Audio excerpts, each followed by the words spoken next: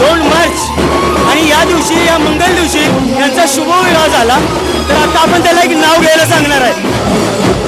महाराष्ट्राचे आराध्य दैवत छत्रपती शिवाजी महाराज यांना मुजरा करतो वाकून, रोहिणीचं नाव घेतो तुमच्या सगळ्यांचा मान राखून.